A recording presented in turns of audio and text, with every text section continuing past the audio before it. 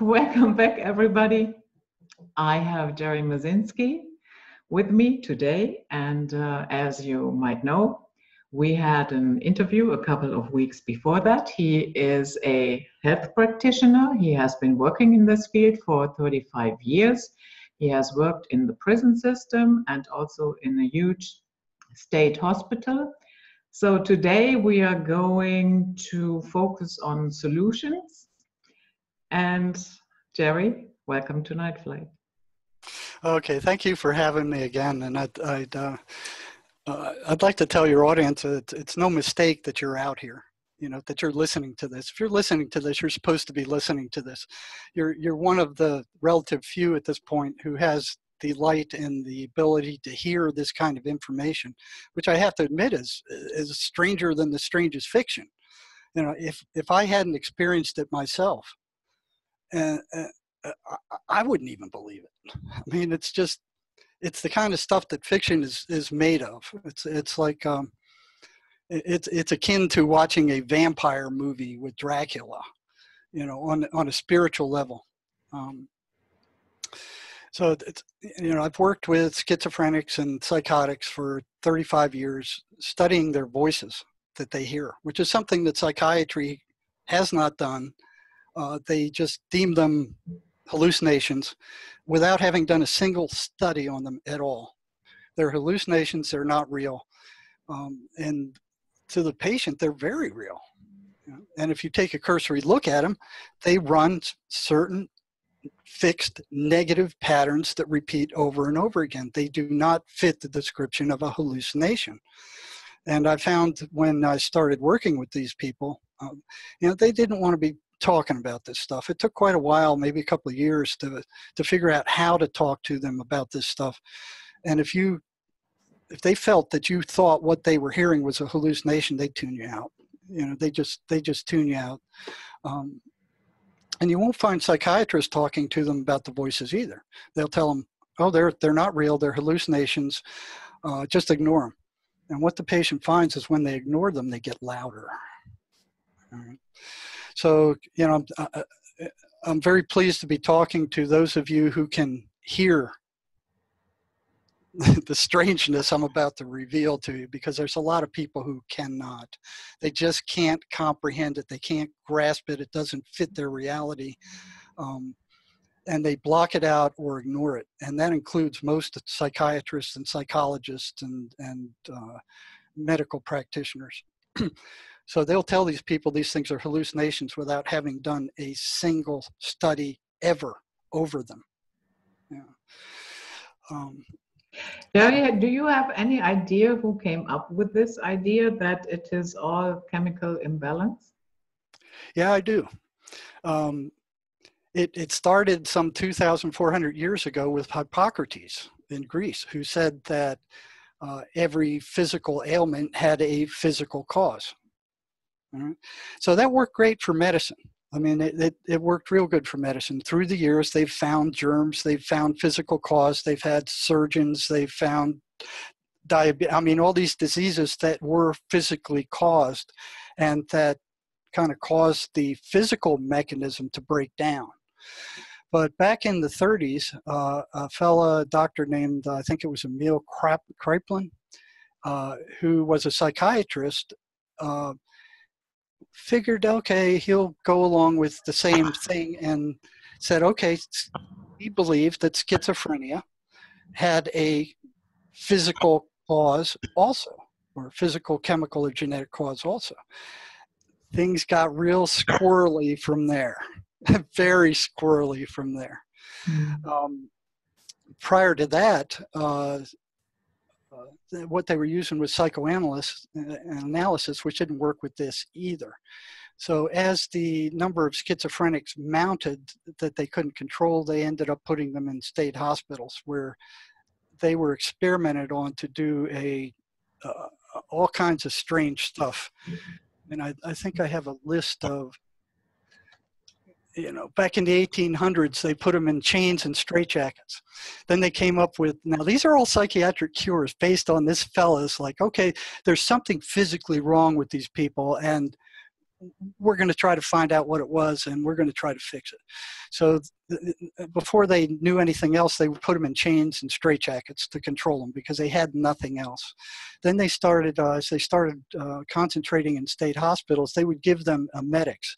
They found out that when people threw up, were sick and threw up, they didn't cause any problems. So they would give schizophrenics emetics to make them throw up, and lo and behold, for a day or two afterward, they felt, how you feel after you throw up. They didn't feel like causing any trouble or listening to their voices. They just found it awful. All right. When that worked for a short while, but they were giving them all kinds of stuff to make them throw up, and then they tried hot and cold showers. That didn't work either. So then they put them in bathtubs with ice cubes, and they kept them in there thinking that was going to do something. It froze them to death. For females, they gave them douches of Epsom salt, apple cider, and fruit juice, thinking it had something to do with female hysteria. And it was something, females' fault, when the males were, they didn't have a uterus. I mean, they had the same problem. So psychoanalysts, they didn't buy that. So then they moved to lobotomies.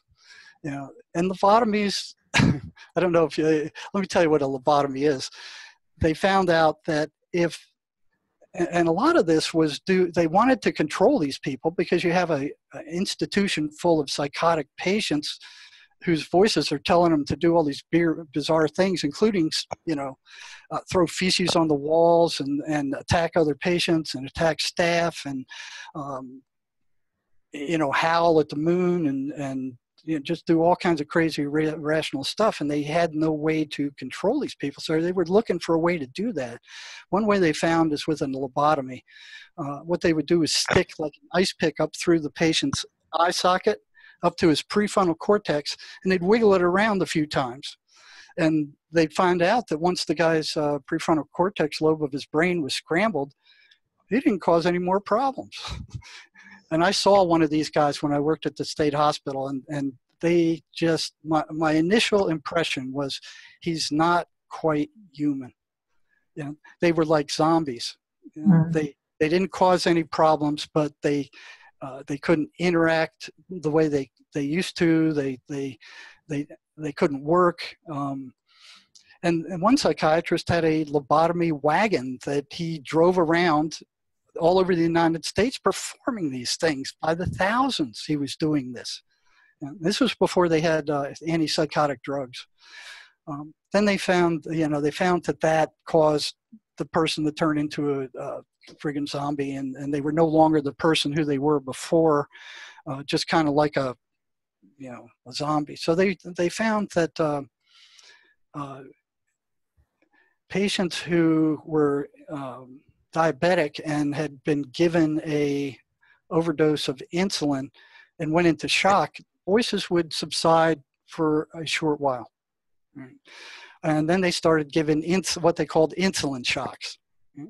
That worked temporarily for a short while. They would shock the guy. I mean, they'd overdose him with insulin. He'd go into shock, and blah, blah, blah. And they didn't feel like causing problems for a while. So they went, oh, this works. Let's try this. When a few patients died from that, then one guy, I think is some guy he was in Europe somewhere. He found that after giving rats shocks, that they were shocks to their brain, that they were kind of sedated for a while and they weren't as active. So he went, oh, well, let's try this on humans. And that didn't go over real well in Europe, I don't think. So they came over here and no, it did. It wasn't Europe. It was the medicines that didn't go over well in Europe first. So he started using what they called electroshock therapy. All right. What they do is they got a transformer, and I watched one of these and it was horrifying. I mean, I've never seen anything. I mean, I almost fainted when I left the room. They were metal electrodes about this big, and they put paste on them and put them on each side of the patient's head, and then they'd wrap them on there. And if they didn't use the paste, the electricity would actually burn their skin when they flipped the switch.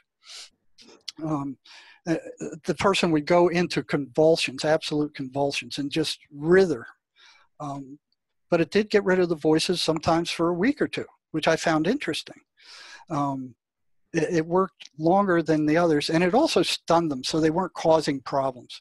So after you get your brain shocked, you walk around for a while going, "Oh man, I don't feel like causing any problems." They're like in a daze. So at Central State Hospital, where I started working with these people, they were administering 3,000 of these a year. You know, and the patient would wet their pants. They'd have to give them a horse needle of muscle relaxant, like this big around and about that long. It was just incredible. And I said, "Why do you have to do that?" I said, "Well, if we didn't, they would snap their bones when they went into convulsions." You know, so that would dumb them down for a while. Neurology found that even after one shock treatment, they could find brain damage. They could see brain damage. And they were given these to week after week to different patients, just destroying their brain, you know, for a temporary effect that cured absolutely nothing. And then they were kind of, it wasn't doing anything. So they were trying to figure out, you know, who or what's to blame for psychosis. And they blamed the mother. You know, it was something the mother did. They're eating the wrong food during pregnancy. And then that didn't work out. So then they blamed genetics. They couldn't find any genetic proof ever. They still don't have any. Back in about the 1800s, the late 1800s, I think it was France, in a dye factory, they were doing research on different dyes, and they found that the people working in that lab with certain dyes would become very lethargic when they were playing with these certain chemicals. And one guy took that and he says, "Oh, well, you know, this is interesting," and kind of isolated it. And I think this is where Smith, Kline, and French started out, or you know, one of the big drug companies. And they started administering it to psychotics in mental hospitals and found that it calmed them down considerably. They were much better managed, and that it would weaken but not necessarily get rid of their voices. So antipsychotic drugs were major tranquilizers that calmed these people down. They did not get rid of the voices for the most part. They weakened them and made these people much more controllable. So in the 1950s, the drug companies saw an advantage to this, and they started producing this stuff. They came over to the US and they tried it on a hospital population here. It worked, and they've been doing it ever since then. So, you know, 13,000 patients at Central State Hospital were given these kind of medications. And the drug companies right now are making $3.6 billion a year out of selling these toxic medications that merely suppress psychotic symptoms and cure nothing. You know, they're not going to want the information that I'm going to be telling you guys today out. You know, it's in their best interest for it not to be out. So that's kind of how it all started. And the pharmaceutical companies right now, if you go and you punch in any of these antipsychotic drugs, they still tell you that this is due to a chemical brain imbalance, and their drugs temporarily cure this. They have no proof for a chemical brain imbalance. There's never been any proof, and it's been proven completely wrong at this point. Mm-hmm.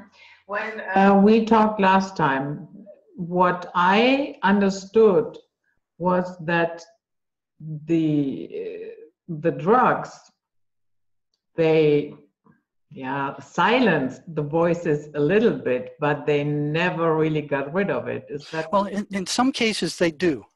Okay. Which, you know, and not to say that I mean, I've seen those drugs have some very dramatic effects. Somebody who's gone from a screaming maniac, once put on some of these drugs, will calm down considerably, and you can now talk to him.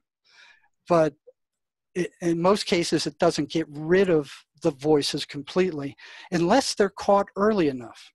And I've seen a number of cases where when somebody first starts hearing them and they are given these drugs, that the voices just can't get a grip. You know, so what the voices sound like are like everyday thoughts that go through your mind daily. there's no change for the most part, in the tone or the timbre or anything like that. It's just like, well, everybody experiences them. The schizophrenics, they're still part of our race. They're still part of our population. They just experience these things more intensely, with a greater frequency, and they're much more awful. So everybody has psychotic thoughts, and the way they are experienced is you're walking along and you're minding your own business, and all of a sudden this horrible thought pops into your mind. It's like, oh, kill your mother, or something like that, or drive over this cliff, or drive into oncoming traffic. Or it's just something that you normally would never think about or perceive or ever carry out. And it just pops in there, and you're embarrassed that you had the thought. It kind of takes you by surprise. You know you'd never do that. You don't accept it as yours, and you never act on it, and you do your best to get rid of it and ignore it, but it still shakes you up because you experienced it. And with the current assumption that every thought is yours, which is not reality, you feel embarrassed that you even had that thought because you think it's yours and it's part of who you are, which is one of the that's one of the keys to understanding what's going on with schizophrenics and the rest of us as a human race. Your thoughts are not who you are, and that may take a lot of people by surprise, but people are waking up to that in vast numbers right now. If your thoughts are who you are, who is listening to them? If you can step back and watch these thoughts flow into your head, from kind of distance yourself from them, which you can do, try it yourself. Who is it that's watching? So you can't be your thoughts and take yourself apart from them and perceive what they are saying also. So who are your thoughts talking to? When you have these thoughts and they're constantly talking to you, who is it that they're talking to? So you aren't who they are. Now, what these voices do is they hijack your thought stream. They're like a mental virus. And that's the first step to waking up.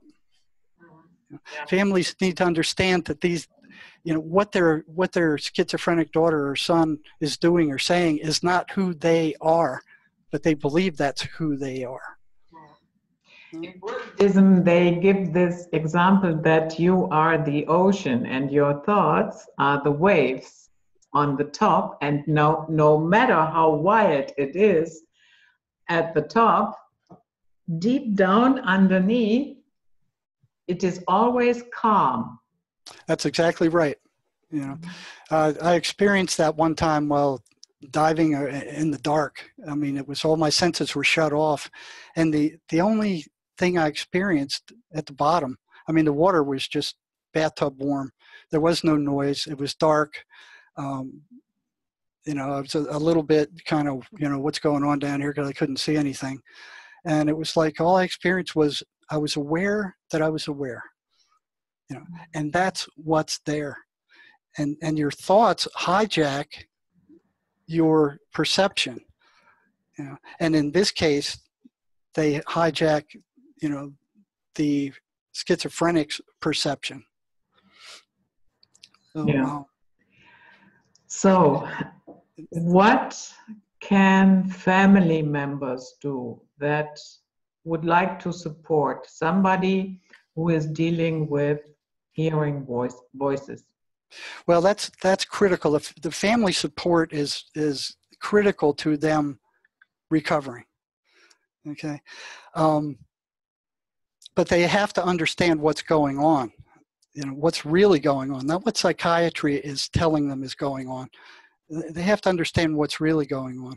And it may take the patient being on medications for a while before they can actually reach them. So what happens when a family member starts hearing voices and starts into a psychotic process? It's very difficult for families to understand what's going on. You know, they see that their loved one is changing. They're confused. They're hurt. They're angry. When these symptoms start showing up in their loved one, they see their loved one start pulling away from them. They isolate themselves. They don't understand why. They find that they're irritable, belligerent, grumpy, and irrational. They can't reason with them. They're doing things that are upsetting to the family. They're doing things that are making decisions that are not in the best interest of the family or themselves. And when the family tries to confront them, you know, hey, what are you doing? What you're doing is nuts. I mean, it doesn't make any sense. You're hurting yourself. You're hurting us. You're hurting everybody. They blow up and drive the family away and then isolate themselves. The family doesn't understand what's happening. They feel like they're losing control over their loved one. And a lot of times they go, well, you know, I don't even recognize who you are anymore. You know, you're not the person I knew. You know, I mean, the difference in personality is vastly different. They don't understand what's going on in their loved one's head at all. I mean, they just see this outside stuff, and the entire family is thrown into fear and turmoil, and they feel like they're walking on eggshells every time they get around this guy. And if they confront him, there's usually an explosion. And of course, the schizophrenic blames the family. Oh, it's your fault. You did this. It wasn't for you. This wouldn't have happened. I mean, yeah, you did it. Yeah, quit bugging me. You know, so the family's kind of struggling like, wait, well, did we really do this? I mean, how much of this is our fault? What did we do to do this? I mean, other people don't have kids that are this out of control. And what did we do? And so they're struggling with this. And the more forcefully they react to what the irrational stuff that the patient is doing, the worse it becomes. It's like throwing gas on a fire. And they find that the patient is constantly irritable, not sleeping, pacing the floor at night, has horrible nightmares, constantly restless, and doesn't want to be around them at all. At some point, they begin to lose functionality. They get kicked out of school. They lose their jobs. They start losing their friends. The family knows that something is horribly wrong, but they don't know what it is or what to do about it. So they're just, you know, in this, the whole family is in pandemonium. They may hear the patient talking behind the bedroom door, carrying on conversations with somebody. When they knock on the door and open it, there's nobody there, but they could clearly hear that, you know, the patient was talking to somebody. And if the patient tells them, hey, well, I'm hearing voices, you know, that's like, what? You're what? Yeah, I'm hearing voices. They're telling me awful stuff. You know, well, we don't hear them. What's wrong with you? You know, they don't know what to do with that. You know, oh, no, you're not hearing voices. I mean, it's just, you know, it'll go away. No, it doesn't go away. To them, the voices are very real. To the patient, they're very real. They carry on conversations with them. They insult them. They degrade them. They're not like word salad. I mean, all through graduate school, here's the only thing they'd say about they very seldom mention that these guys hear voices. They just say they're hallucinating and that they've broken from reality. You know, there's nothing about what the voices are saying. They make you think that whatever these voices are, they're like word salad. They don't make any sense. They're incoherent. That is far from the truth. These things are carrying on full-fledged conversations that are coherent, you know, with the patient, and they're telling them awful things. Mm-hmm. So how do we get family members to understand what's really going on? Well, first understand what these reactions are. So what they do when the patient starts telling friends about the voices, they start pulling away. Okay, so they learn that, well, I can't be talking to people about this, but their family finds out, and they'll drag them. You know, first the patient's trying to figure out who and what the voices are. Are they them? Are they something else? Is their brain broken? You know, and so you got two confused bodies here. One is the patient's confused and trying to figure out what is going on. Are the voices who he is? Or what are they? Or is his brain broken? Is he going insane? Don't know. There's a struggle to try to figure out. Now, if he asks the voices what they are, they'll come back and say, "We are you." On the other hand, the family is just totally confused about what's going on. So you have this whole family thrown into confusion. And this plays in with the false social narrative, the belief that we are our thoughts. It's assumed that every thought that you experience is generated in you and belongs to you. And this is what psychiatrists and psychologists believe. If they fall into that trap, the chances of the patient recovering fully are very slim. So the administration, psychiatry, psychology, and the medical establishment never ask where thoughts come from. They never ask, they just assume that it's the person who's thinking them, that they belong to them. Like we were talking about earlier, if you step back and you can watch your thoughts flow into your mind, and you can see that you are the watcher and you're not the thoughts. I mean, you're separated from the thoughts. And then think about when your thoughts are rambling in your head and talking, who are they talking to? They're talking to that silence that you spoke about previously, that awareness of who you are that doesn't belong to this. So families need to understand that, first of all, that thoughts are not who they are or who their daughter or son is, and that the voices have hijacked their thought train like a virus. So the stuff that they are saying, the awful stuff they're saying, the awful stuff they're doing, is not being done by who they knew the patient to be, but by these voices who are telling them awful things about their family, their friends, their relatives. They're no good. They really don't care for you. And the families aren't aware of this dialogue. And the patient isn't going to tell them that. Nor is a psychiatrist, who knows nothing about it because they've never studied the voices. But what those voices are telling them is rotten things about their friends. Don't trust them. They want to break up families. They'll tell them everything rotten about the family. Don't listen to them. They're no good. They're crazy. So what they're trying to do is separate the patient from the support that the schizophrenic needs. They don't want any interference from the family. They don't want any loving cuddling from the family. They want to drive that family off.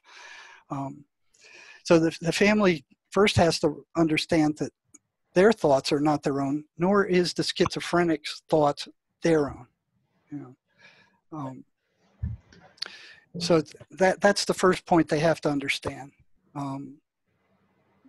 So very seldom does the schizophrenic or the schizophrenic's family have anybody they can talk to about this stuff, who understands. They go to a psychiatrist, and the psychiatrist will tell them, well, you're crazy. You're schizophrenic. You're hearing voices. You're paranoid schizophrenic. You're now a lunatic. You're mentally ill. Your voices are hallucinations. They're not real. Ignore them. In which case, if they try that, the voices get louder. They will not be ignored. And then they prescribe them a toxic antipsychotic drug. And these drugs are, they just dumb them down. They will weaken the voices. They will calm them down. They will allow the family to again reach them without all the, what do you call it, the explosiveness or the turmoil. Okay. So if the family understands what the voices are and what they're saying to them, then they can get in there and help. So it may take the medications to calm them down to the point and weaken the voices to the point where they can reach the patient. And once they can do that, if they can convince the patient that those thoughts are not theirs, that the voices do not belong to them, that will go a whole long way. And they can point out to the patient that 99% of what the voices tell them are absolute lies. They're designed to upset them and cause turmoil. But the horrible side effects of the meds, if nothing else is given beside the meds, the patients will often go off them because the voices will tell them, you're being poisoned. Your psychiatrist is poisoning you with these things, and they will point to the awful side effects and say, look, you know, you're experiencing these things. You're being poisoned by these guys. Don't take that stuff. And the attack rate upon psychiatrists by their patients is like 5 times higher than any other doctor. Which does not surprise me. and they go, oh, well, these guys are unstable. That's what they do. No, that's not what they do. They don't attack psychologists. They don't attack psych nurses. The attack rate on psychologists or psychiatrists is as high as it is on hospital attendants who are on those wards 8 hour, 12 hour, 24 hours a day, 7 days a week. That the attack rate is equivalent, and psychiatrists at the hospital, at state hospital anyway, we're only spending like 15, 20 minutes with them at a time. Oh, how's your medications doing? Yeah, they're awful. Well, let me switch you to another one. Next week they come in, how's your medications doing? Yeah, they're bad. Well, let me switch you to another one. You know, so it's like a shotgun approach. You know, so even though they say, oh, what you got is a chemical imbalance, they never measure anything. They don't have any lab work. They don't have any tests. They don't have anything to measure what is out of balance or by how much. It doesn't exist. Nor does there exist a test for a lab test or any other kind of hardcore test for any psychiatric diagnosis that these guys have made up out of nowhere. You know, it's just, you know, hey, we say this is what it is, and then a drug company comes in behind them and goes, well, we're going to manufacture medicine for this. Yeah, and sometimes other people, especially family, can become a part of the problem. Oh, yeah. I would like to share the screen for a couple of seconds. I found a very short interview with a therapist. I give you a little bit of the background. The background is he has a female patient diagnosed with schizophrenia, and she is experiencing what is called command hallucinations. And her command is kill, kill, kill, kill. Her mother, especially her mother. So one day, the mother insists that also she would like to talk to her therapist. And then finally, the therapist, he agrees and he splits the session in half. First, he talks to her mother, and then he talks to his patient. And here is what he had to say about this.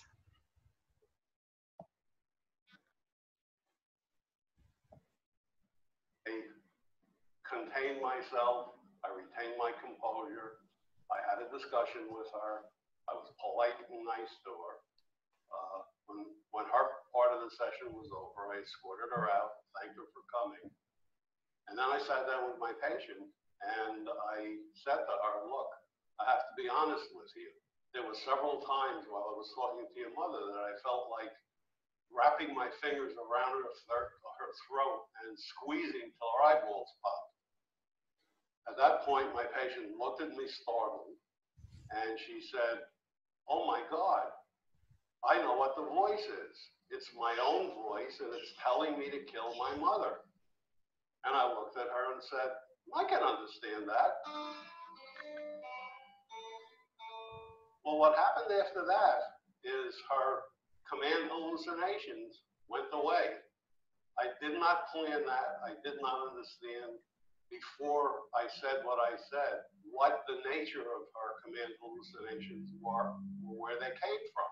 But once that happened, it was obvious.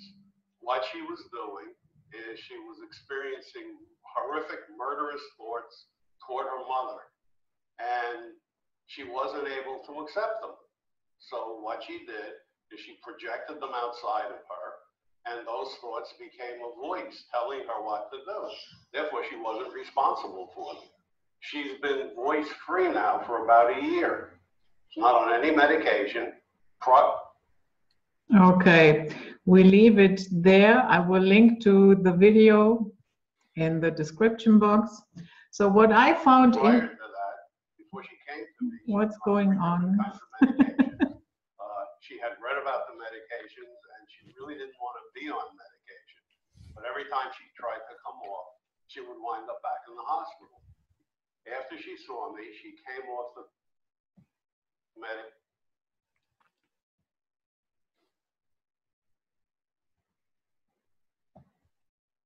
So are you still there, Jerry? Yeah. Okay. I think the key thing that this fella found was, number one, he said he understood.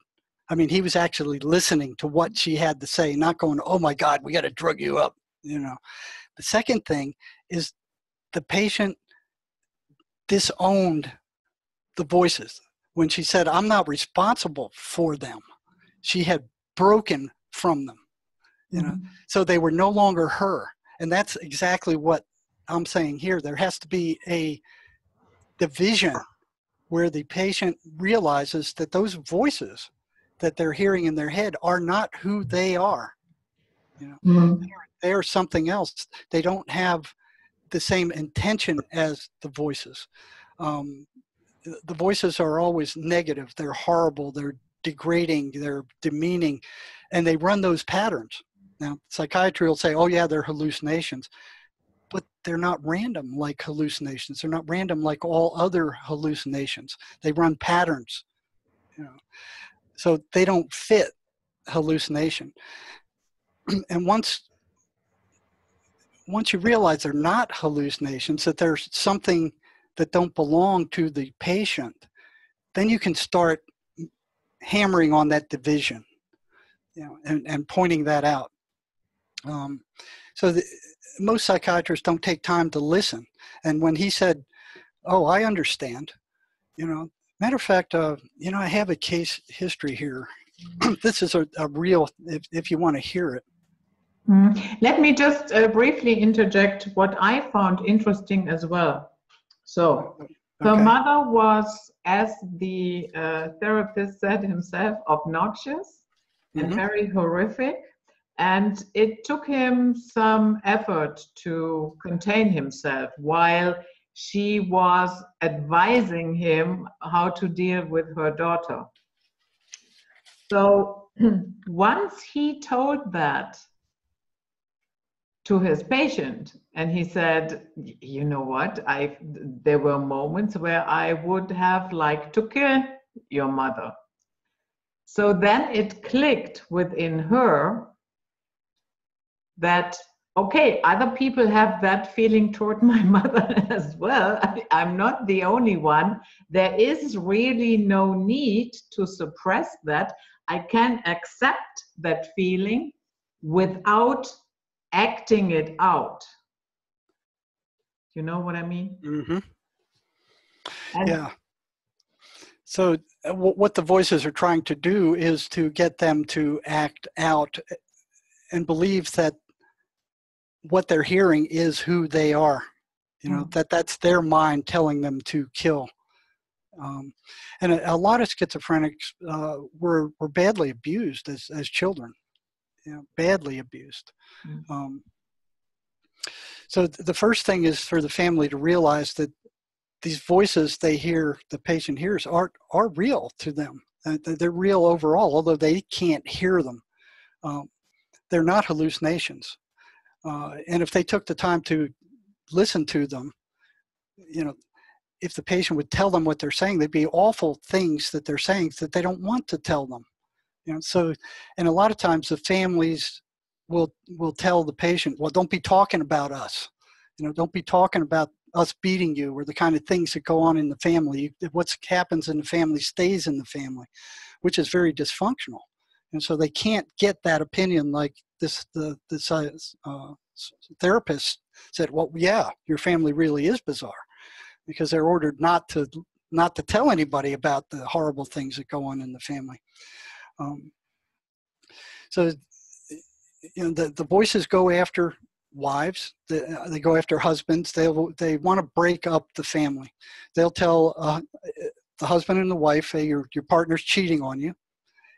They'll say all kinds of awful things about friends and family. They don't want families together, and they go after children the worst.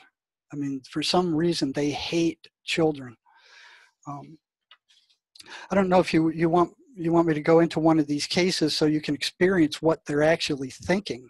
Yeah, sure. Go ahead. Okay, this one here, it was a fellow I interviewed at the, I worked with it while I was at the state prison. He was a chronic schizophrenic. He was hearing voices for years. He had been forced medicated, so he would not stay on his medications. He committed some kind of crime, and they threw him in prison. He was hearing voices, and he shot himself in the head with a pistol to try to get rid of them. Apparently it didn't kill him, and he was coherent, so I don't think it did a lot of brain damage. I don't know exactly what it did. He had attempted to tell the psychiatrist the voices were demons, and they drugged him, locked him up. And you'll hear about what he was thinking when the psychiatrist told him some stuff. So this kind of mimics what you just played. I saw this guy for the first time on 4/1/2003 at 9 in the morning. He was already considered seriously mentally ill with a diagnosis of paranoid schizophrenia. I asked him in to come sit down, and I'd been looking through his chart. He had a long history of mental illness and had been in the system for a good while. They had forced medicate him. He was very volatile. His mental illness, and had a long history of mental illness in the past.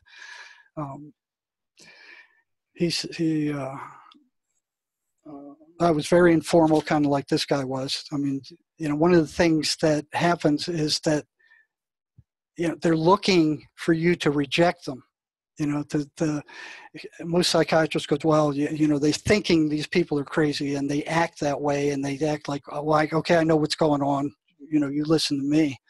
And they're very surprised when somebody actually takes the time to listen to what they have to say, which usually doesn't go on. So I asked him if he was hearing voices. He didn't respond. And then after a few seconds, he said, they're demons. And then he looked at me to see what my reaction would be. Of course, the typical reaction is, oh, no, they're not. Their hallucinations are not real. So he was watching me to see how I'd react. And I said, yeah, I know that. And he didn't seem to believe his ears. It's like, what'd you say? Then he said something to the effect as, last time I was in the psychiatrist's office, I felt like jumping over the desk and hitting him, because he kept telling me the voices were hallucinations. So once you tell them they're a hallucination, you've lost them.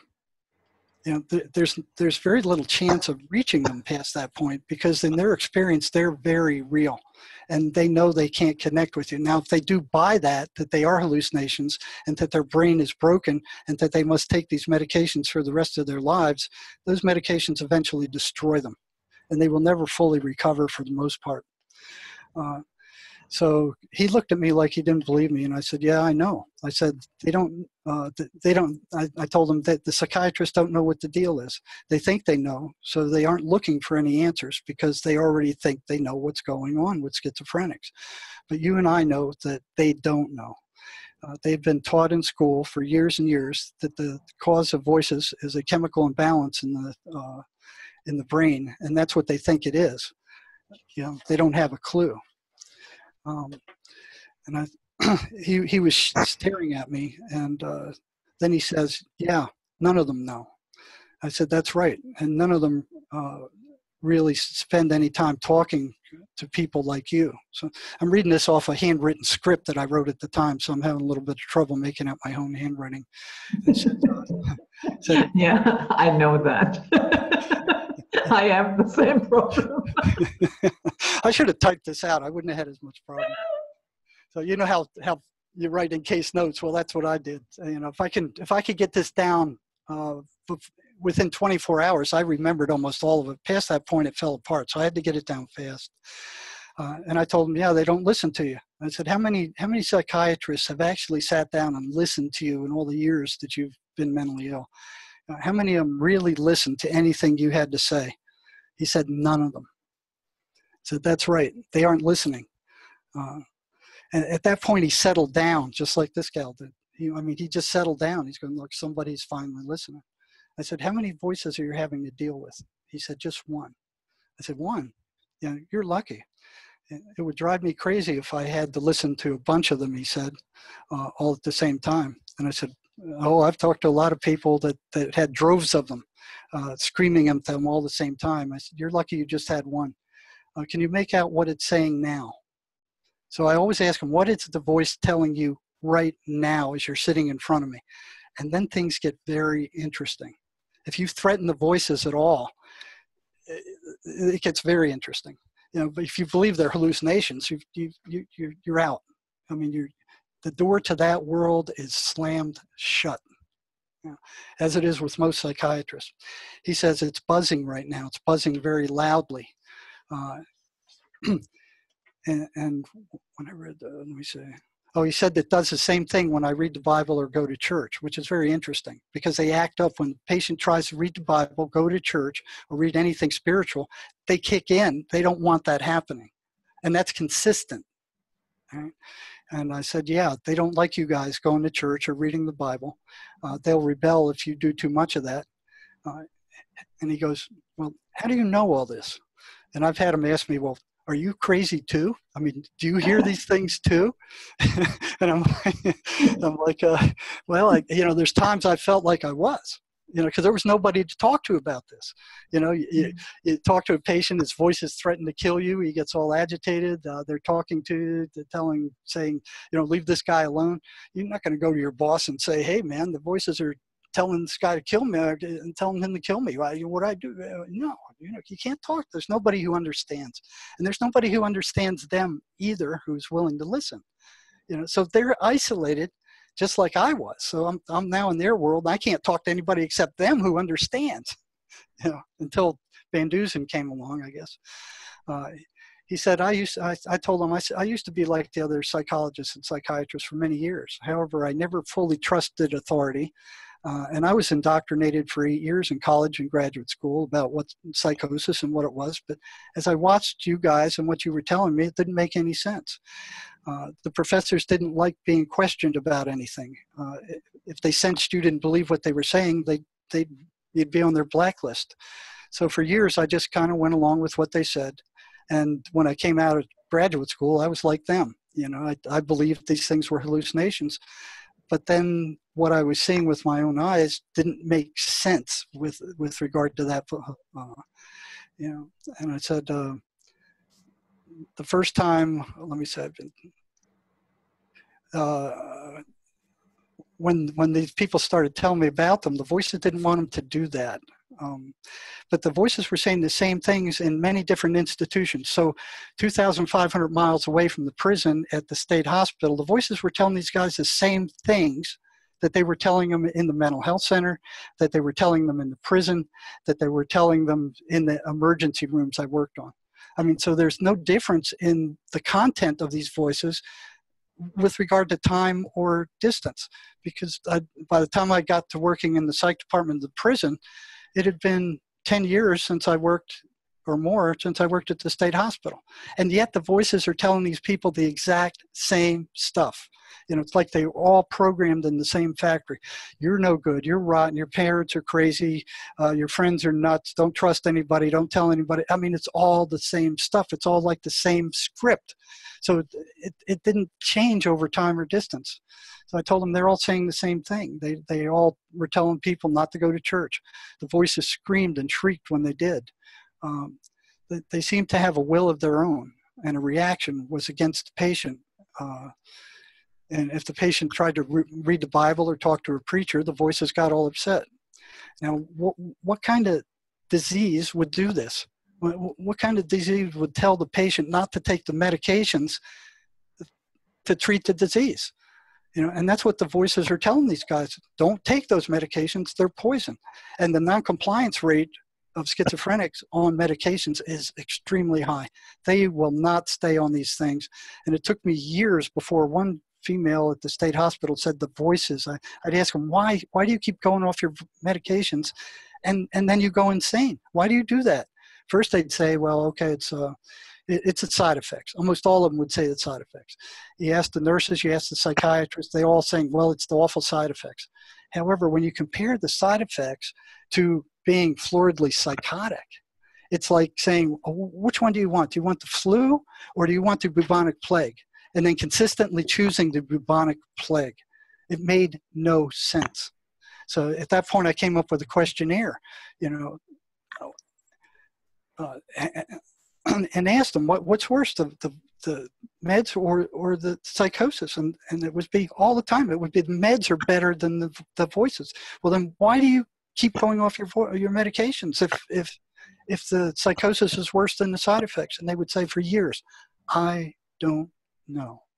I don't. Yeah, it didn't make any sense until that one gal came out and said, well, the voices are telling me not to take the medications. And then I started asking other patients why that, whether they experienced that. So they went on to, let me see where to pick up here. So they don't like church. So what disease in the world would tell the patient not to take the medications that treat it? It doesn't make sense. How could a disease be that aware? The other thing I noticed in working with these guys is that the voices don't want them to tell you anything about what they're saying. So a lot of times they would come out and they'd say, don't tell him anymore, he already knows too much. And then they'd give the guy a headache. So, I told him about the chemical imbalance stuff, and let me see where he picks up here.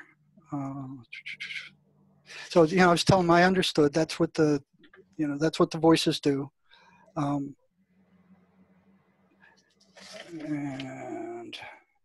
so he went off, after I told him all that stuff, that I understood what the voices were and how they act and that they weren't hallucinations. He went off onto a raving diatribe about that he didn't trust authority either. And he didn't trust psychiatrists because what they'd done to him over the years. Then he starts out talking about sleeping with a 13-year-old girl who, if he was caught with, that he would go to prison. And he says she was also sleeping with others who were underage, but they wouldn't send them to prison if they were caught. So he's going on and on about this and the injustice of the authority. And then he goes, he asked me if I've ever read the Bible, and I said, I've read big parts of it. And he would talk about how the voices would go nuts when he tried to do that.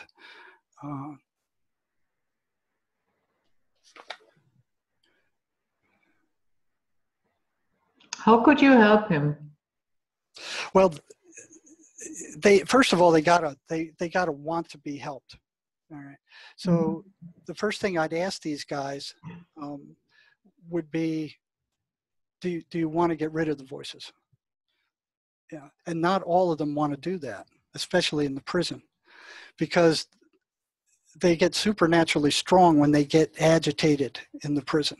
And I mean, I've seen a little thin schizophrenic toss two big prison guards around the inside of his prison cell like they were popcorn. So what the gangsters do there is they say, we don't want you taking this medication. And then they would tell them that, hey, this guy in this other gang is after you. He's trying to kill you. You better go do something about that. And they'd use them as human torpedoes. Go get this guy before he gets you. And I had some prisoners say, when they got into a fight, he said that it wasn't me fighting, it was the voices who were fighting through me.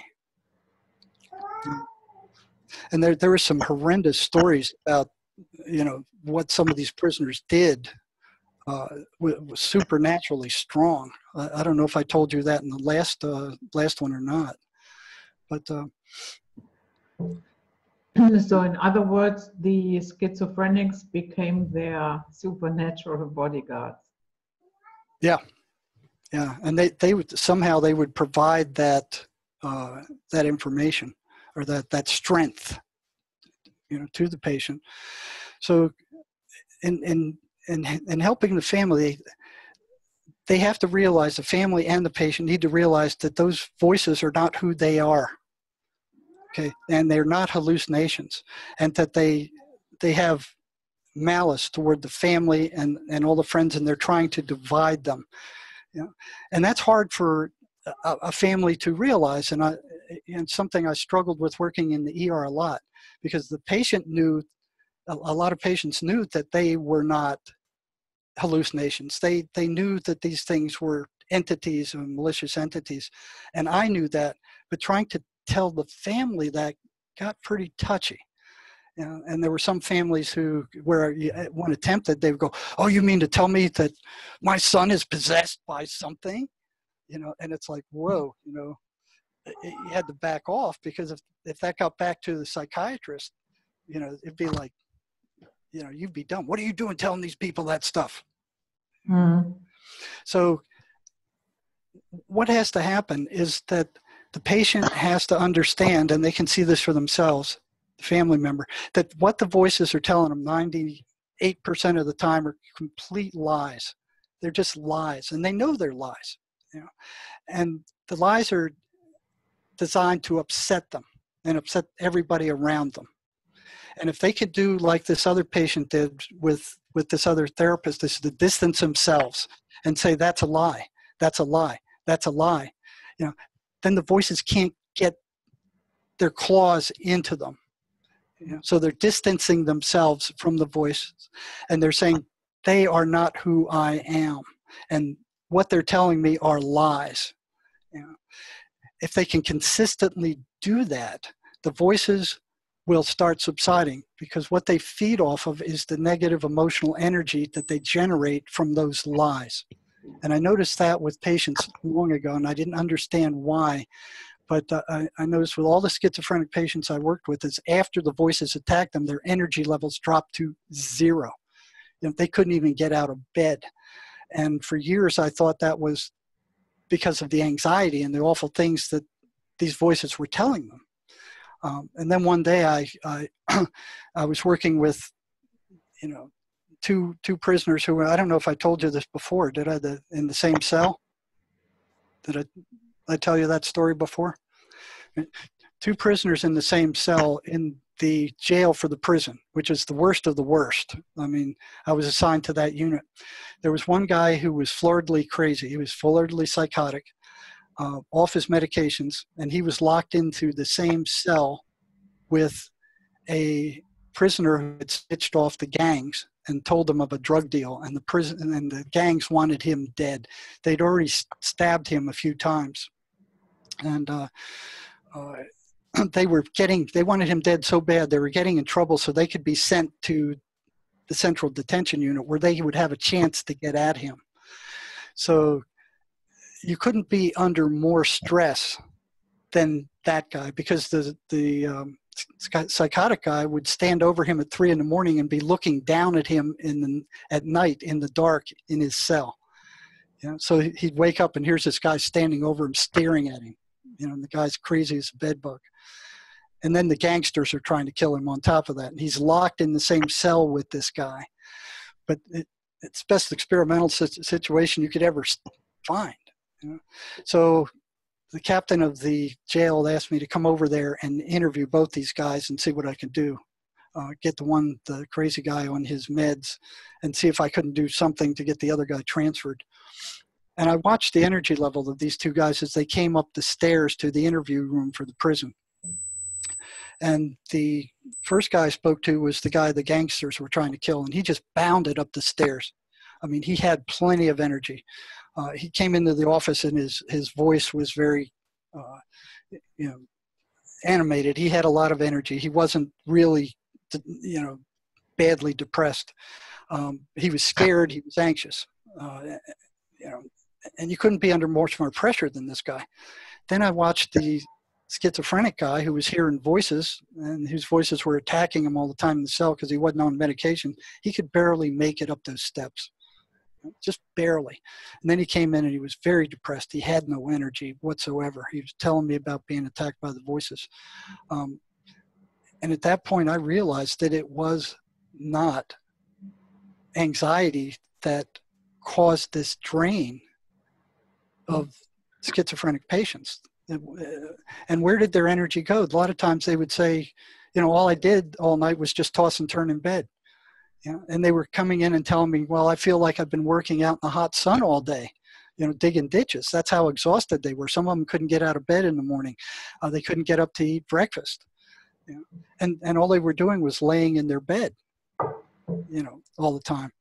Where was their energy going? What was happening to it? They weren't using it. So where was it going? And nor did they see the correlation between the voices showing up and their energy levels dropping to zero. There were one or two of them that said, I could feel my energy leaving while the voices were attacking me. Yeah, sure. They are draining him of his life force. Yep, that's exactly what was happening. But that is the very last thing that the voices want the patient to know. Mm-hmm. They don't want them to know that they're energetic parasites and they're feeding off their life force. But in order to do that, they have to turn that emotional force negative first. They can't consume positive emotional energy, and they can't make it themselves. So they do to us what we do to cows. We milk the cow. We take it out of pasture, isolate it, milk it, and then put it back in the pasture to feed again. And that's what the voices are doing to these patients. They go out, they eat the food, they sleep, they rest, they generate more energy. The voices come and fill their heads with all kinds of negative crap. And then after their attacks, their energy is gone. It's drained. But what's so strange is that if you don't point this out to the schizophrenic patient, they usually don't notice it on their own. And then, they've experienced this thousands and thousands of times, most of them, these attacks of the voices. And if you go, well, listen, if every time the voices come, your energy is gone, you're drained, where's your energy going? They go, that must be your cat, huh? Oh, they're vocal. So they'd say, I don't know. I don't know where the energy goes. And said, well, did you use it? Well, no, I didn't use it. I was laying in bed all night tossing and turning. Well, where'd it go? I don't know. And then you bring up another thing, like, okay, if you stuck your hand in a fire 1,000 times, and every time the fire burned your hand, what's burning you? They had no trouble going, oh, it's a fire. Well, then you repeat, well, if every time the voices came, for thousands of times they've attacked you, and after the attack, your energy was gone, what's draining you? I don't know. They couldn't get it. They didn't know. And if you attempted to tell them that, listen, these things are taking your voices, the voices would at that instant go berserk. They would explode. They would demand that the guy get out of the office, that I was telling bullcrap, that this was all insanity, that I was stupid. They'd leave. And by then the patient understood that I understood. And most of the time they wouldn't leave. They wanted to hear more. Then the voices would tell them, attack him consistently. I think we all know to a certain degree what obsessive thinking is. Mm-hmm. Most of us have probably experienced it while being in love the first couple of days. But this obsessive thinking, that can create a thought form. And well, these things are thought forms, and each one of them, each negative suggestion that the patient buys into, like you're stupid or you're ugly, each one of those that they buy into generates a certain amount of negative emotional energy that these things feed off of. Now, if they can get the patient in trouble and get him thrown in prison, that's such a negative environment that they're constantly generating negative emotional energy. You know? Mm-hmm. So, and that thought form then becomes an entity attachment. well, they're kind of already attached at that point. And they're putting these thought forms into the patient's head, they're like fishermen, you know, okay, they want to get you upset, and you kind of go, okay, try this. Right? And what they have is complete access to the patient's memory. Mm-hmm. They can go in there and they can pull up every rotten thing you've ever done in your entire life, stuff you've forgotten 20 years ago, and bring it to the forefront and go, look at what you did. You know, you're a rotten person. Look at what you did, and get you to obsess on that over and over again. And while you're doing that, you're generating the negative emotional energy that they're feeding off of. And this doesn't just happen with schizophrenics. It happens with all of us. We're all under attack by these things to different degrees.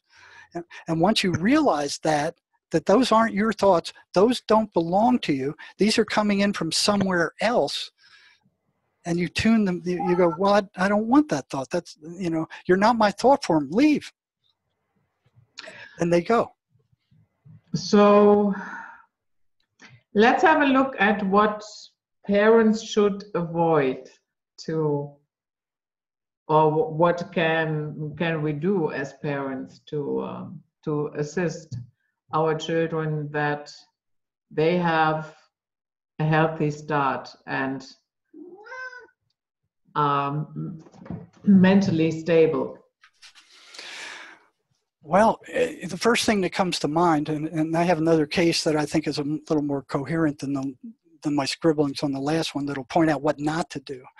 But one of the things that kids start out with is, you know, when they want something, they start screaming, I want this, I want this. And you say, no, you can't have that. I want this, I want this.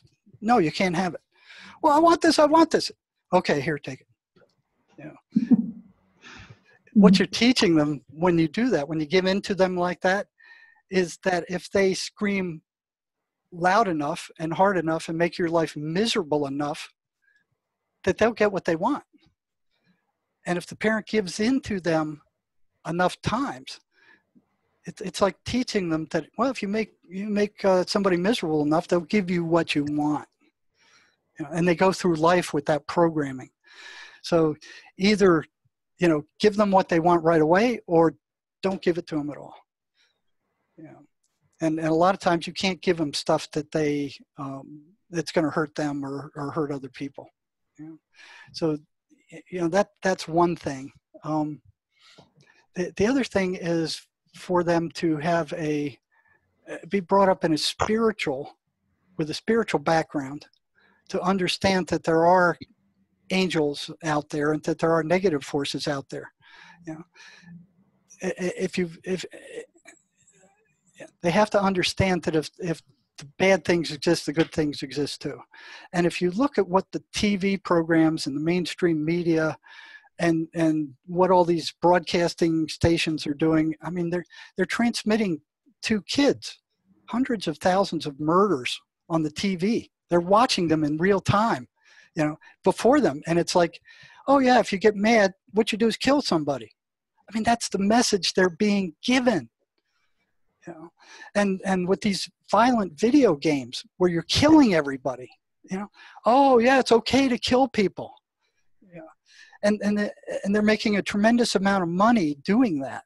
And the psychological research shows that this is not good, that it increases violence. You know, and they'll come back with all their lawyers and stuff saying, oh no, it doesn't increase violence. Psychologist Joe Blow says it doesn't. You know, do not allow them to play these violent video games, you know, because you're programming them to be violent. Do not allow them to watch negative stuff on television, you know, these murder mystery shows, these criminal shows, this negative stuff. Don't allow it. Just don't allow it. You know, the people who perpetrate this stuff are making a great deal of money. And they're saying, well, this is what they want to see. This is what they want to watch. This is what they want to play. You know, it's kind of like, well, if somebody wants to drink strychnine, I mean, let them have a certain amount of it. So what? Doesn't kill them right away. That's one thing. And the voices are consistently anti-religious, anti-spiritual. Now, one thing you have to watch for is a lot of churches are controlling. They're very controlling. And I'm talking about spirituality now. I'm not talking about a religious dogma. Yeah, I was just going to say I'm not a huge fan of religion either. Oh yeah, I'm not either. But I had it crammed down my throat, and there's some that there's a show called Off the Left Eye that's put out by the Swedenborg Foundation on YouTube. Emanuel Swedenborg was a Christian mystic who lived 700 years ago and had access to heaven and hell. And he'd come back and he wrote hundreds of volumes about what he saw. And he completely described these negative entities as evil spirits. And what he described matches precisely what Sherry and I have seen and experienced from these negative entities. So that's a very good show to watch. It's not pushing anything. It's a very spiritual show. It exposes what these things are and kind of how they work. Now, I don't know if you want me to read the second case, but it's exactly what you shouldn't do. Okay. With a kid. Mm-hmm. Okay. And so I also think that it would be a good idea not to abuse your children. Oh yeah, because these things are like sharks in the ocean that smell blood. A kid who is abused is being damaged psychologically, and they can smell that damage. They can smell that negativity. They can smell that fear. They can smell that hurt. And then they come and they pour gasoline on that fire and light it. Okay. And that's what they do to all of us. And since they have access to your memory, they go in there and they will pull up something that you did that you feel guilty about, and they'll bring it up and they'll go, yeah, look at what a rotten person you are. You did this. How could you dare do this? I mean, and they'll have you obsessing over that, for however long that takes, until you kind of get over it. And all the while they're feeding off you. Mm. So, and if you do not know how to snap out of it, well, you realize that those, that thought form is not yours. It's not one you want to entertain. But they are showing you where the psychological damage is. So if you trace that in and go, okay, what's there and how do I fix it? Do I apologize to the person? Do I forgive the person? Do I sit with it a while until I get over it? But they're pointing out where the damage is because they know where it is, and they're like fishing for it, like seeing if they can hook something in there, and they bring it up and they're, here, try this. You're going to get upset over this? Oh yeah, I'm going to get upset over that. Oh good, here, take more of it. So they just keep piling more and more and more on until you're all upset and worn out. And then you can feel your energy being drained. So they hit all of us. It's not just schizophrenics. Psychotics have a lot to teach us about who we are. They are part of who we are. The difference is they experience these negative thoughts more intensely, more frequently, and they're much more real to them. And what's strange is that when they get strong enough, they move from inside the person's head to outside, and they speak to them as if somebody's talking to them outside of themselves, which is really spooky. When that happens and you see nobody's there and somebody's talking to you, you can't go to your friend and go, hey man, this voice is talking to me from 3 feet away and it keeps telling me all these awful things. Who's going to understand that? But what's strange is that the patients at the state hospital, in order to drown these voices out, they would wear headphones and turn the music up real loud. That would drown them out so they didn't have to listen to them. And it worked to some degree along with their medications. But what's interesting is I had one patient tell me who was hearing the voices on the outside. He said if he put in earplugs, it would blot them out. Which I went, whoa. So they were physically hearing them as if they were outside. And the earplugs in that case worked where they didn't work when they were hearing them inside their heads. I found that to be very interesting. Mm. And another thing, we are usually conditioned to be always nice people, but we all have a dark side. Oh yeah. And I find it important to make peace with that we have a dark side, embrace it, but there's no need to act on it, but at least accept it, investigate it, and then integrate it. So right. Exactly. Realize that it's there, that's a button that these things can push that sets you off. Yeah, and that's all they need when they're feeding is like, oh yeah, I know this person feels guilty about this thing, so I'm just going to go. When somebody says something that is similar, to the damage that was done, or reminds them of the damage that was done them, they just push that button and boom, it goes off, and it goes off really fast. So a lot of times, if you just sit back and you feel like punching somebody, and you go, okay, what's happening? What's going on here? You'll see that they were pushing your buttons, and that's something that needs to be healed within yourself, and either worked on or forgiven. But they're showing you where the damage is.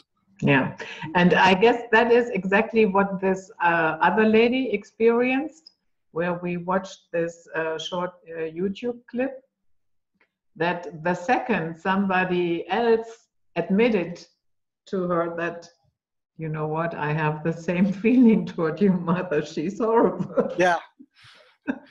Right. It's like, yeah, she is obnoxious, But yeah, a lot of these guys, especially in the prison, I wouldn't look ahead of time before I started working with them to see what they did, because that would bias me, because some of the stuff they did was really, really horrible and frightening. And a lot of them weren't on their meds. We had to get them back on their meds. But when I did look, and you looked into their background, they were horribly abused. They were horribly abused. And that damage was internal, and these things move in on that. And that's what this case is right here. So this was on 10/8/2002, when the guy came here. This is a prisoner. Comes into my office, and I said, how long have you been hearing voices? He said, I've been hearing them since about 7 years old. Now, when they start hearing them that young, for a long time, they think everybody hears them. And it takes them a while to realize that other people don't. He said, I said, did anything happen to you back then? He goes, oh yes, my mother and father would abuse me terribly. They didn't want me. They kept giving me away to each other. My father told me my mother was a whore. She was screwing other men. My dad was very mean to me. He would do all kinds of bad things. He would make me disappear from myself. He was so mean. And I asked him, well, what do you mean, disappear from yourself? And he said, I would actually leave my body while he was beating me. I didn't remember the beatings when I came back. I would go back, and I would be all beat up. So he would actually just leave his body. And I've spoken to a lot of people where that had happened. They just leave, and then they come back later. He would punch me. He would kick me. He would drink. I said, was he an alcoholic? Yes. How often would he beat you? Every day. He would be yelling at me, tell me bad stories about my mom. I would think he blamed me for it. Did your mom ever try to protect you? I don't think so. She would send me back to my father. She never did anything for me. She never made me food or paid attention to me. She always had bad guys over at the apartment. And what do you remember seeing when those bad guys were there? Well, what were the bad guys doing? They would fight with my mother. They'd spend all her money. They'd beat her. They were always going to the racetrack and leaving me alone at home. I was like 6 years old at the time. Even when they were home, they were locked in the bedroom all the time. And my mother ignored me. She wouldn't give me any food. So, that's another thing. Don't ignore your kids. Give them attention before they act out. So, because when they're acting out, you're reinforcing that acting out.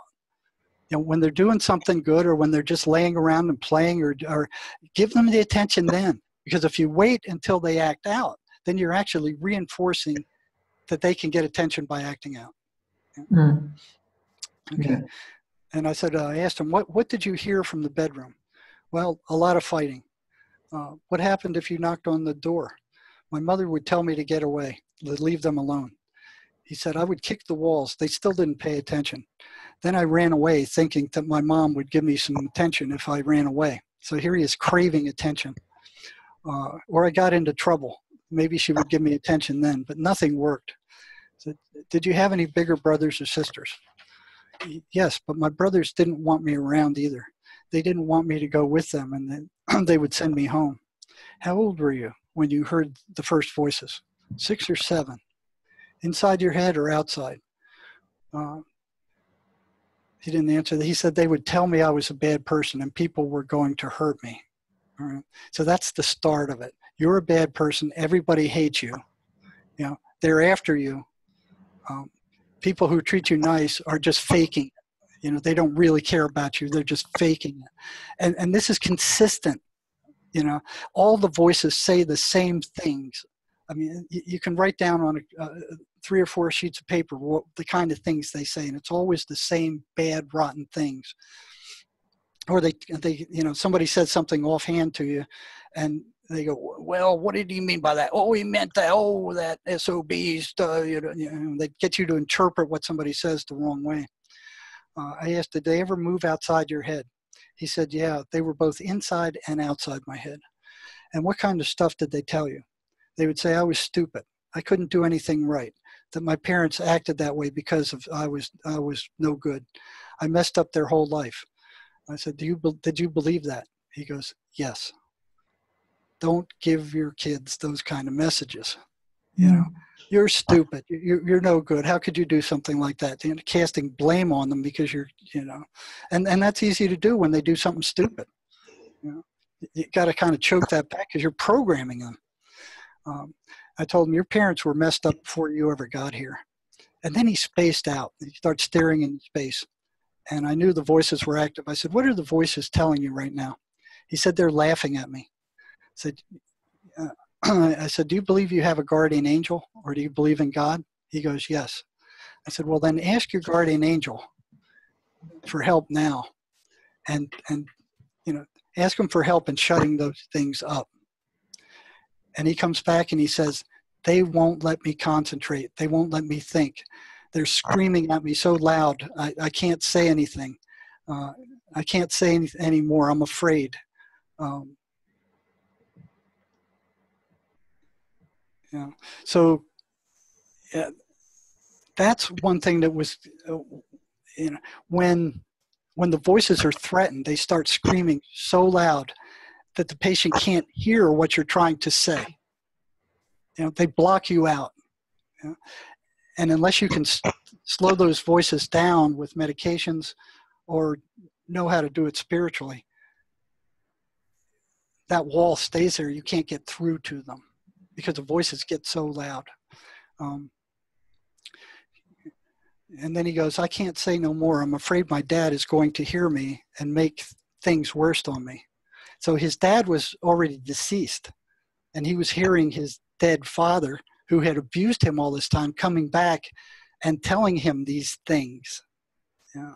So the voice had convinced him that his father had come back from the grave, and that it was going to continue to torment him even after he was dead. And I've heard 2 cases where that was exactly the same. And I said, you know, screw your father. I said, that's not your dad. And he would also hear a baby crying, which I thought was odd. I said, that's not your dad, and the baby crying is not your baby. I told him, and we talked before, I said, remember, they have access to your complete memory. They can bring up memories of your baby crying as well as everything that your dad said to you.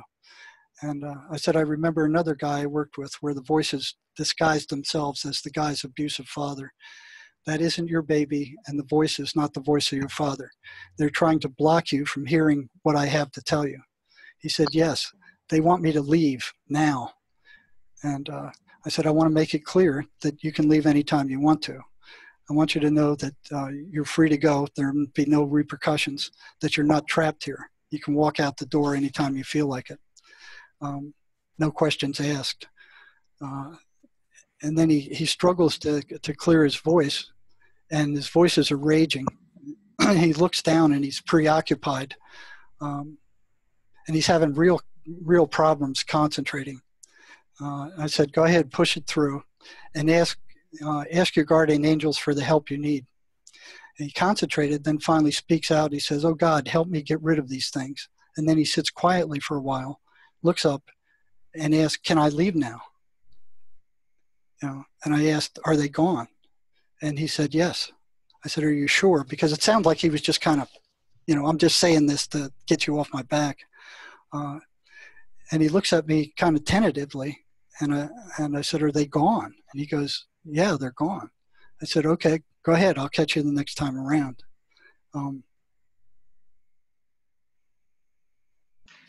So let me try to give a summary, and you remind me if I left something out. So we need to understand we are not our thoughts. yes. The medications in the initial stages can help. It is important to, as family members, friends, to let them talk about the voices. Don't be afraid if somebody tells you, I'm hearing voices. Well, I'd be careful about that until they were medicated. Okay, yeah, that's why I said in the initial stages, it's... Yeah. Now, the other thing to add to that is that every voice that comes, or every thought that comes into your mind, which is negative about yourself or others, that's them putting it in there. And that goes for all of us. Yeah. That is not your thought form. The predator. It's the predators, right? So, go ahead on with your summary there, and we'll sharpen it up. So, accepting our negative side. Yeah, I'm finding out what is there, what pushes your buttons, and what's buried there. Let me give you an example. This happened to me. Knowing this stuff, I was out working in the backyard with a machete, chopping cactuses. I live out here in the desert in Tucson, and we don't have lawnmowers. We use machetes to cut back the cactus and the trees and stuff. So here's my dog running around out there. Beautiful dog. It wasn't causing any problems. Sometimes she does, but this time she wasn't. I had the machete in my hand, and she's running around and, digging up things. And here comes this thought into my head, chop her head off. And I'm like, what? What? Chop her head off? And it's like I'm shocked. And it's like it stunned me. It absolutely stunned me to have that thought. And then I obsessed over it for a good while. And I'm like, okay, you're not going to do that. That's nothing that you would ever do. Why are you having such a strong reaction to that thought, which is just, thrown in there? And I started thinking about that. And, like, okay, what's in there that I haven't dealt with that they hooked? That when they pushed that button, they hooked. Yeah. And I was thinking back to a time like I was 6 or 7 years old, and I was in the backyard shooting a bow and arrow, into a box with a target on it. And our cat kept running in front of the target. And I kept taking him and throwing him out. And then he'd run in front of the target again. He kept throwing him back and forth. And then, it was a big box. So I went, okay, well, I'll teach you a lesson. It's 6-year-old thinking. Throw him in the box and shot the arrow at the very top of the box. Where I didn't think he would be, because it was a tall box. The arrow went in the top of the box. So I went in, okay, well, that ought to scare you enough. Get out of here. And I opened the box, and he had been standing on his hind legs up to where his head was where that arrow was, and the arrow had poked out one of his eyes. And I was horrified. I was absolutely horrified. I was like, oh my God, what have I done? I was like, oh, yeah, God, I obsessed over that forever, and I never told anybody about that. I kept it to myself for, 60 or 70 years. And it was like, it was just such a horrifying thing that I had done. That I had gone overboard to treat all the cats we had especially good after that. And it was just there. I'd never dealt with it. It was buried alive. And they were able to go in there and pull that up. And they threw that thought in there. And boy, they got a nice reaction from that. And I obsessed over that for a long time. And it was based on that action that I'd never forgiven myself for. Okay, no alcohol and drug abuse would be a good idea. That is also an easy portal for entities. Especially amphetamine. Methamphetamine, the prisoners called the devil's drug.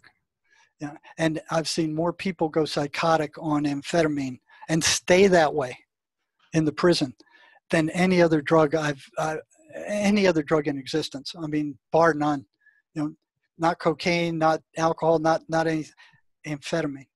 And what they do is they'd start seeing the shadow people. These are three-dimensional shadows in the shape of people. They didn't have any faces. Most of them didn't see eyes.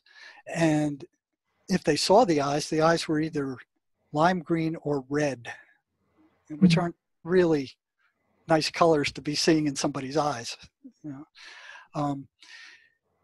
And this was pretty consistent with both people who were schizophrenic. They would see these things off drugs even.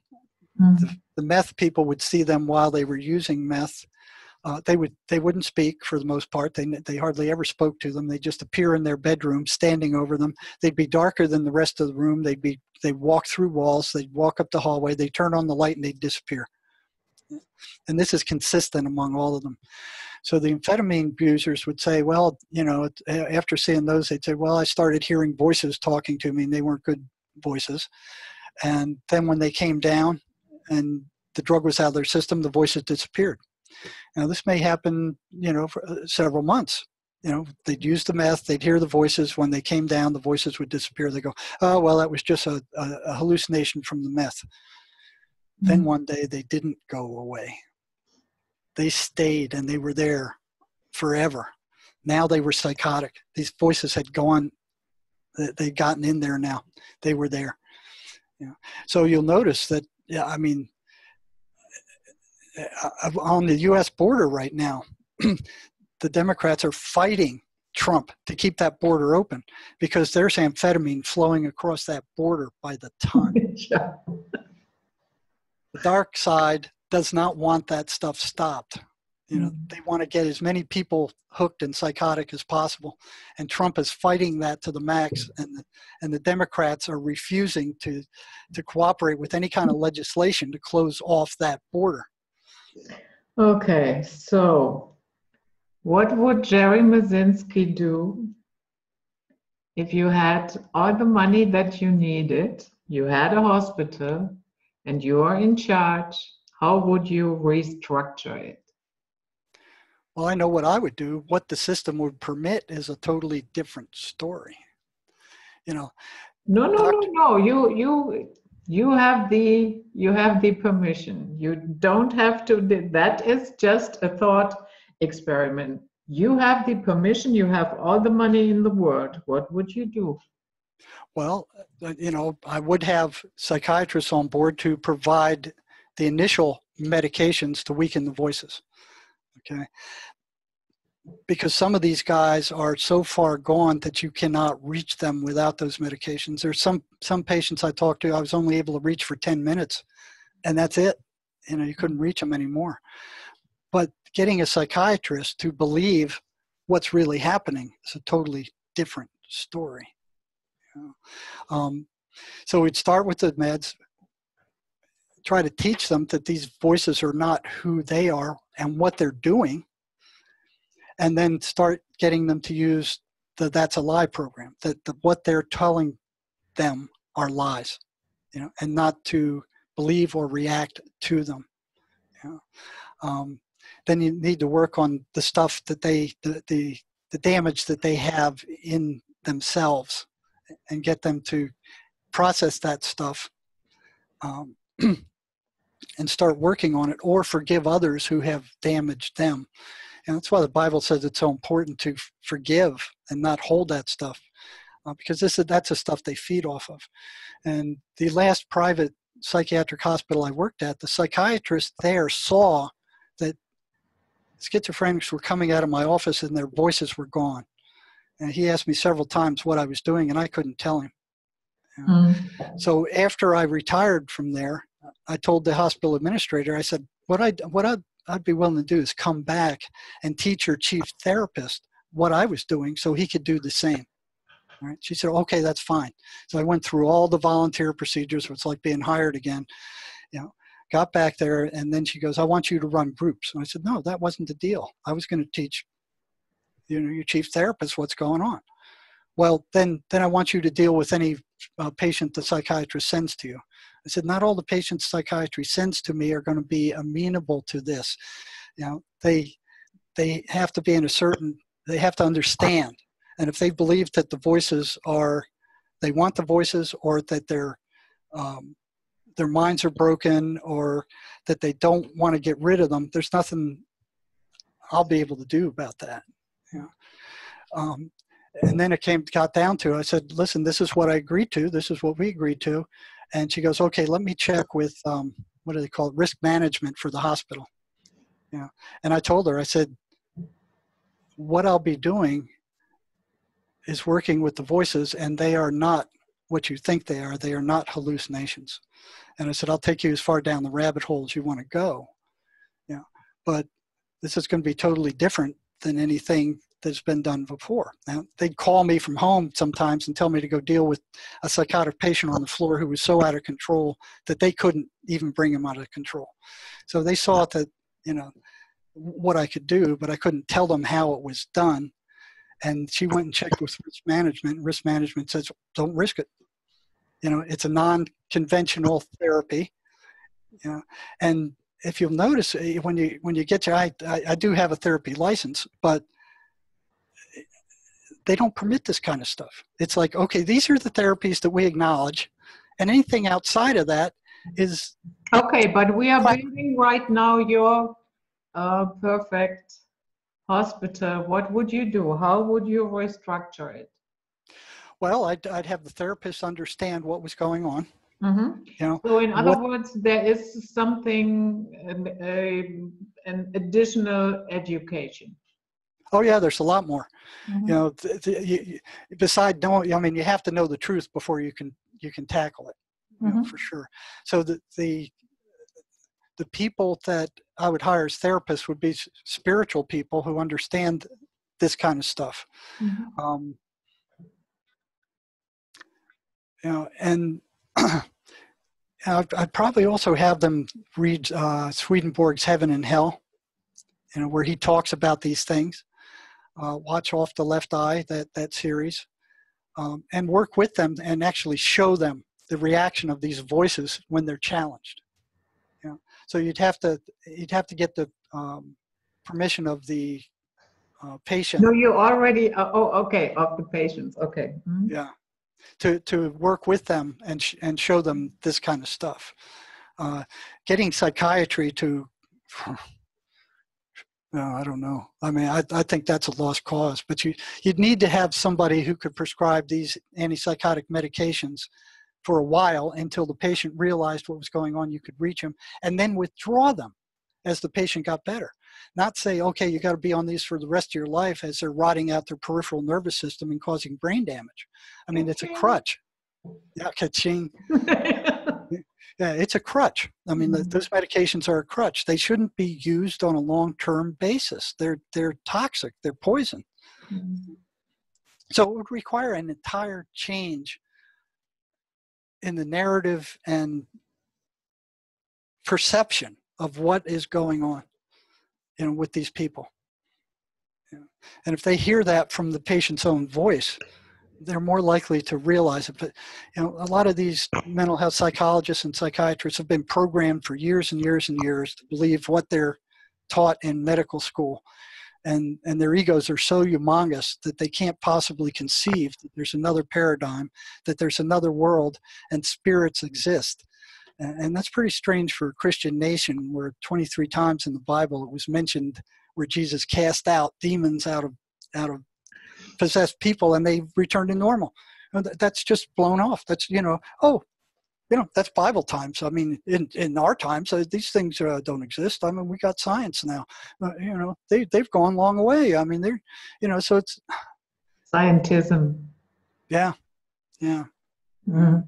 It's going to be a long uphill fight.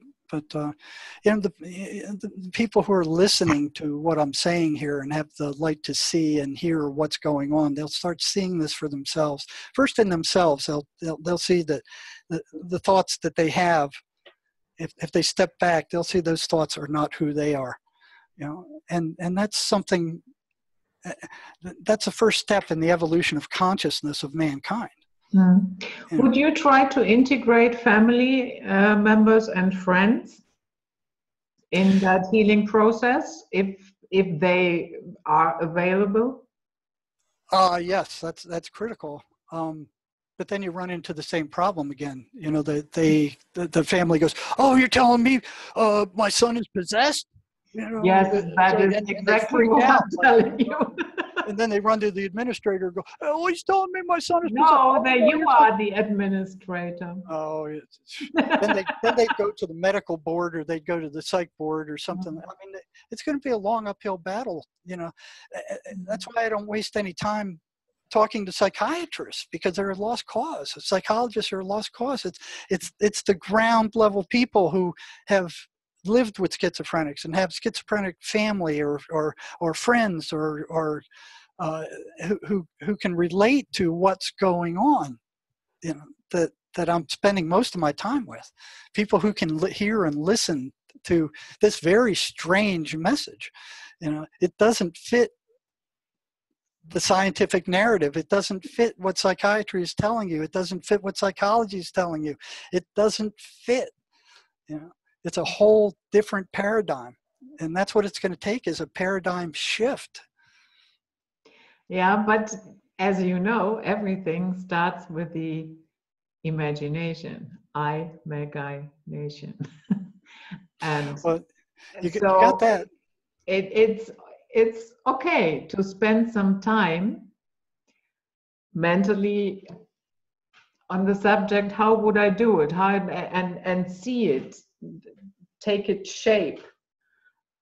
You know what I mean? But you mean to get a taste of what that could be, what that might look like, what I know what you are saying, and you are right, it's an uphill battle.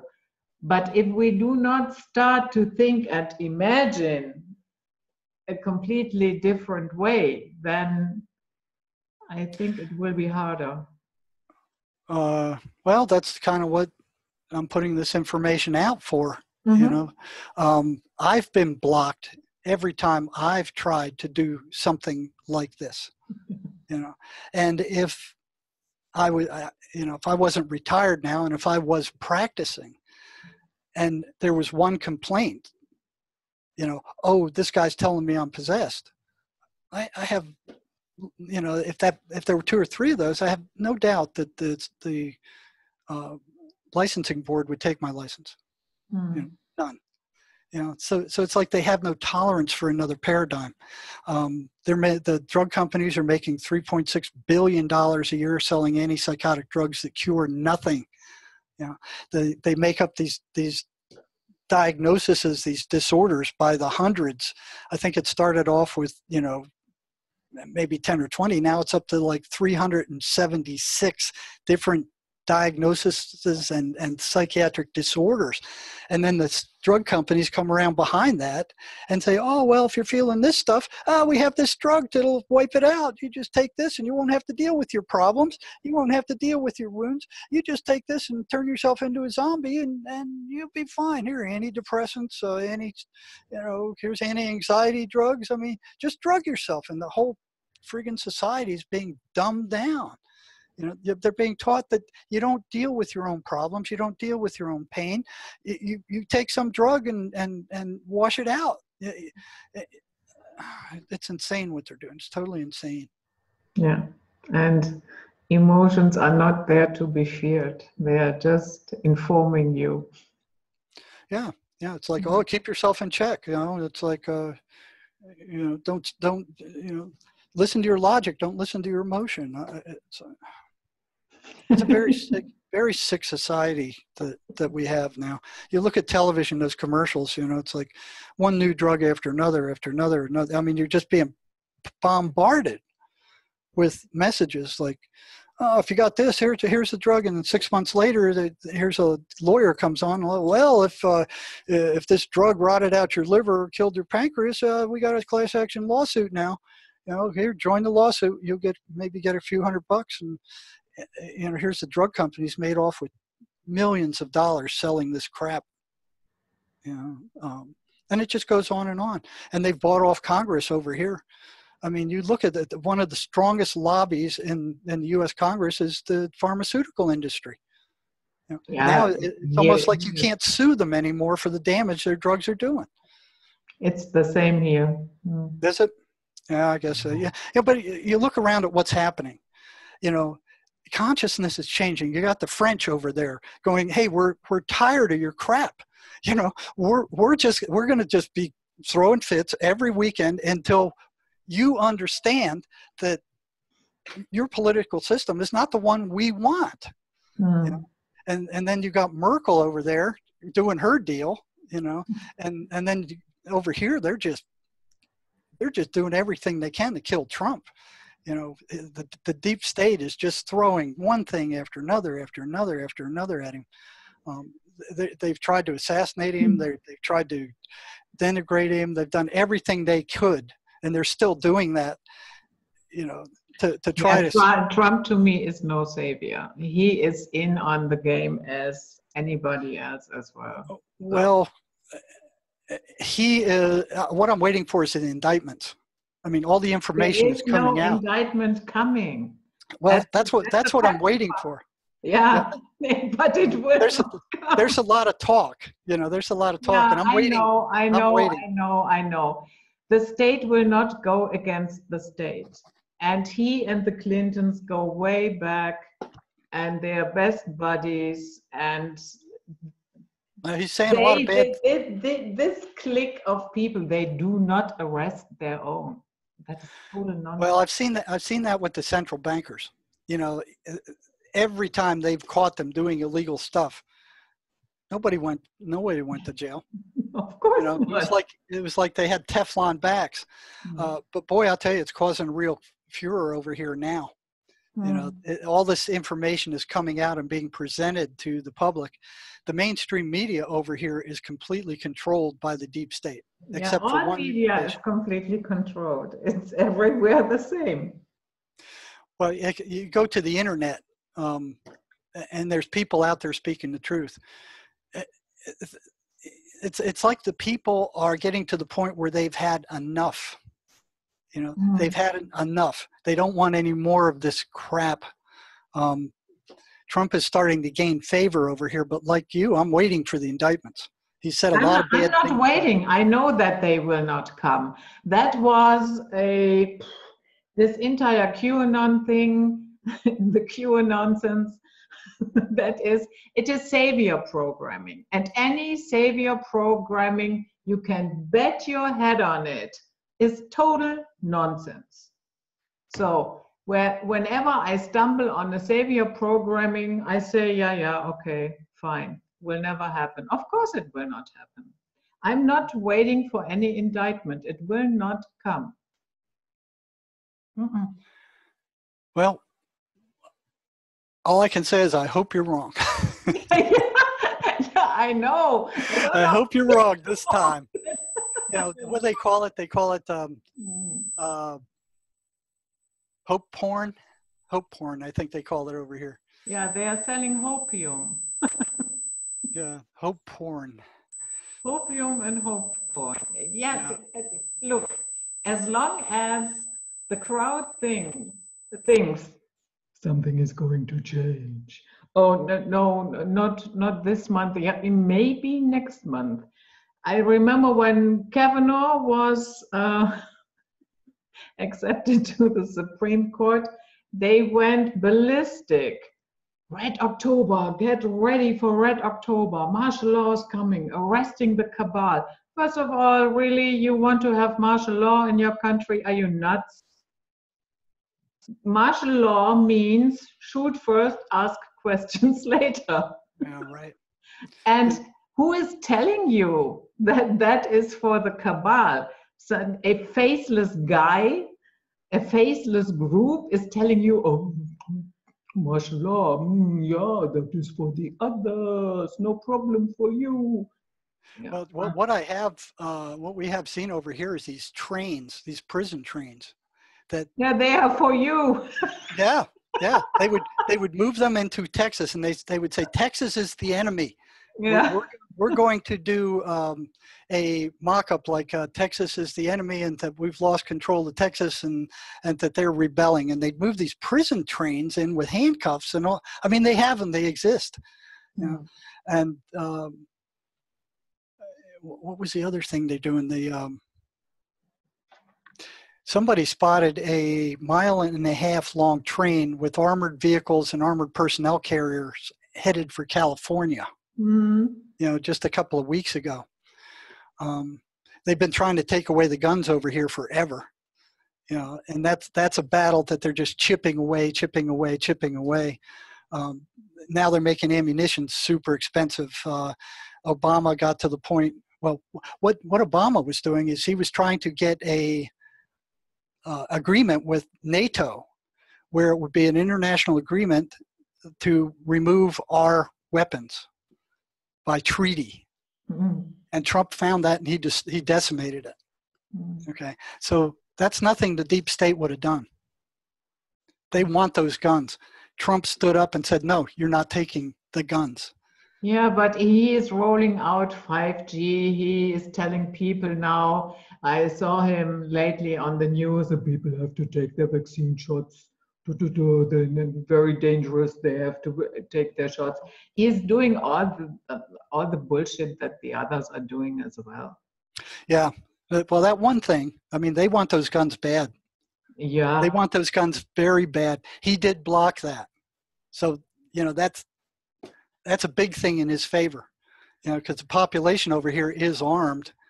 And at the end of the day, the people will decide that.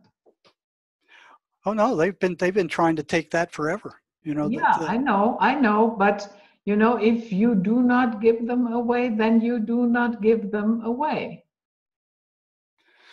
Well, you know what they did in Australia is they went and confiscated them. Yeah, but everybody I know, and nobody shot back. And nobody shot back. I don't think that's going to happen here. You know, if they try to take the guns, I think they're going to be shot at. You know, and other people will bury them. And a lot of people have unregistered guns. But you know, you look at what we'd be fighting against is tanks and armored vehicles. You know, and Obama tried to militarize the police force here for years. He was giving them armored personnel carriers that a 50 caliber bullet cannot penetrate the windshield. You know, there's not a whole lot you can do with a semi-automatic rifle against something like that. So Trump stopped that. You know, so he's done some things that appear to indicate he is trying to stop them. You know, he would not have done that. He would not have blocked the weapons confiscation if he was totally with them. But you know, like you said, the story has been for decades is you get all this hope porn and then nothing happens. Exactly. And I'm so sorry, we totally derailed from our topic. Yeah, it has. But, you know, on the other hand, it hasn't, because these guys, you know, the deep state they're crawling with these things. You know, they're crawling with these things. It's control, greed, you know, enslavement of the population. Yeah. And the predator is helping with that. That's right. You know, the predators, it's like they're ruling over this. You know, it's like they're just watching over the whole thing. They want no insurrection. Yeah. Jerry. Wonderful presentation again. Well, thank you for having me. I'm glad to do this. I understand more than anybody else how bizarre this stuff is, and for decades I denied it to myself. I mean, I denied it well past the point where the evidence was overwhelming. Yeah. You know, I denied it when my patients were coming in saying the voices are really getting pissed at you, you know, and they're telling me to not come, not to listen what you had to say and to attack you. I denied it there. Then one patient came in and said the voices want to talk to you personally. I'll never forget that day. And I said, well, okay, what do they want to say? He sat down and he said, what came out of his mouth was these words: "You have no right to interfere with our way of life." A speaking, talking chemical imbalance. Yeah. Who would have thought? That is predictable, that runs the same patterns over and over. A disease that tells the patient not to take the medicines that weaken the disease. Yeah. It's kind of like Don Quixote. You know? Just keep charging that friggin' windmill until you beat your head silly, you know? Yeah. But it's got to be done. The truth has got to be gotten out. It just has to. You know, and once therapists who realize this, I mean, they can start exploring for themselves and see these things for themselves.